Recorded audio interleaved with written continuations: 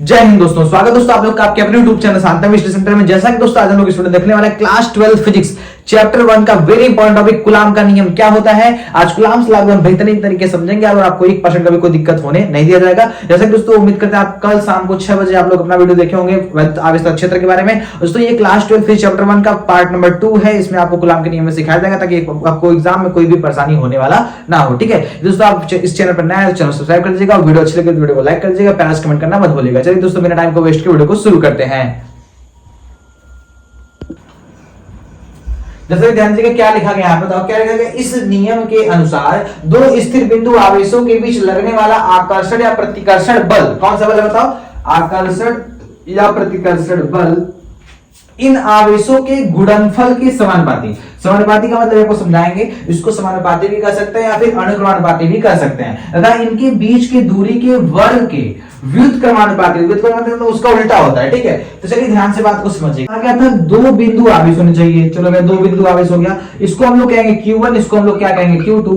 दो स्थिर बिंदु आवेशों के बीच लगने वाला आकर्षण या प्रतिकर्षण बल इन दोनों आवेशों के गुणनफल के समानुपाती। ठीक है, लेकिन इनके जो बीच की दूरी है भैया, इसके वर्ग की क्या होता है, व्युत्क्रमानुपाती होता है। यहां तक कोई समस्या नहीं है। अब देखो आपको फार्मूले से कैसे परिभाषा की चुटकी में याद हो जाएगा। ध्यान समझो क्या करना है बताओ। इन दोनों के बीच कौन सा बल लग रहा है भैया, आकर्षण या प्रतिकर्षण, या इसको वैद्युत बल कहेंगे। अब बताओ ध्यान से क्या करना, इन दोनों आवेशों के, दोनों आवेश कौन है, Q1 है और क्या है Q2 है। तो इन दोनों आवेशों के गुणनफल के समानुपाती क्या कहेंगे, इन दोनों आवेशों के गुणनफल के समानुपाती तथा इनके बीच के दूरी के वर्ग के व्युत्क्रमानुपाती होता है। इसे हम कुलाम का नियम कहते हैं। यहां तक बातें क्लियर हो गई। अब देखो जैसे हमने यहाँ पे F लिखा तो इसको हटाने के लिए कांस्टेंट वैल्यू आएगी जिसके हम लोग बराबर क्या लिखेंगे, K लिखेंगे और यहाँ पे से लिखेंगे Q1 इंटू में Q2 और बटे में क्या हो जाएगा, R का स्क्वायर हो जाएगा। और जब यहाँ बताओ K क्या है, ले देंगे K बराबर क्या है बताओ, नियतांक यानी कांस्टेंट है।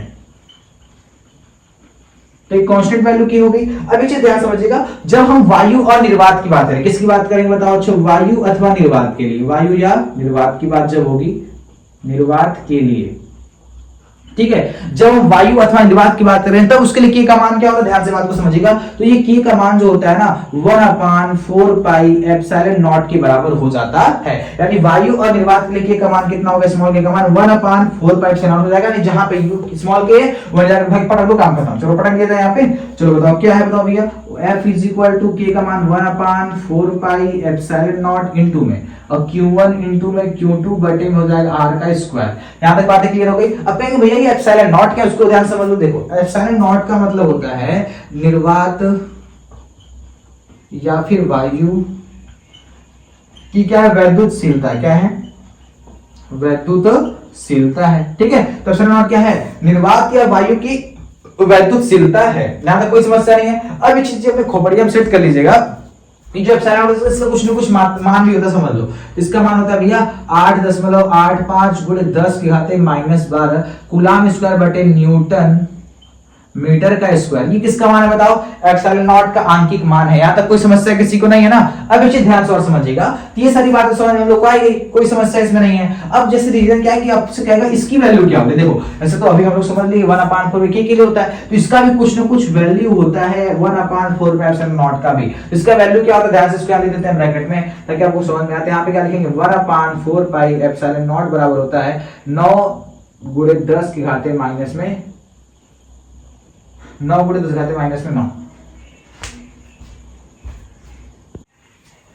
चलो ध्यान समझिएगा, इसका मान क्या होगा, होगा भैया 9 गुणे 10 की घाते 9 न्यूटन मीटर स्क्वायर प्रति कूलाम का स्क्वायर। ये किसकी वैल्यू है, 1/4 पाई एप्सिलॉन नॉट की वैल्यू है। कितना होगा, अपने माइंड में फटाफट ठोकी, क्या होगा 9 गुणे 10 घाते, जितना समान हो अपना चुन्नियों में है, 9 गुणे 10 घाते चुन्नी में 9 गुणे 10 घाते 9 हो गया। ठीक है, अब ध्यान से बात को समझिएगा। इसकी जगह क्या रखेंगे बताओ, लिख देंगे F इज इक्वल टू 1/4, इसकी वैल्यू क्या रखेंगे बताओ फटाक से, 9 गुणे 10 की घाते 9 Q1 इंटू में Q2 और बटे में हो जाएगा R का स्क्वायर। तो इतनी बातें क्लियर हो गई। ये था आपका कुलाम का नियम। उम्मीद करते हैं आपको कुलाम का नियम बेहतरीन तरीके से समझ में आया होगा। इसमें कहीं भी आपको 1% कोई भी दिक्कत नहीं हुआ होगा। ठीक है, अब ध्यान समझिएगा, सुनो। तो कुलाम का नियम आपसे कोई पूछे क्या बताएंगे, दो बिंदु आवेश होने चाहिए और स्थिर होने चाहिए। ठीक है, इनके बीच यानी आवेशों के गुणनफल के समानुपाती तो होता है, उसके बराबर तो होता है, लेकिन उसकी जो वर्ग बीच की जो दूरी है उसके वर्ग क्या होता है, व्युत्क्रमानुपाती होता है। तो उम्मीद करता हूं दोस्तों आपको ये टॉपिक अच्छे ढंग से समझ आया होगा, इसमें आपको कहीं भी कोई भी दिक्कत नहीं होगा। गुलाम का नियम एग्जाम में आएगा, आप लोग एकदम बेहतरीन तरीके से ऐसे लिखे आएगा, कहीं भी आपको एक नंबर कटने वाला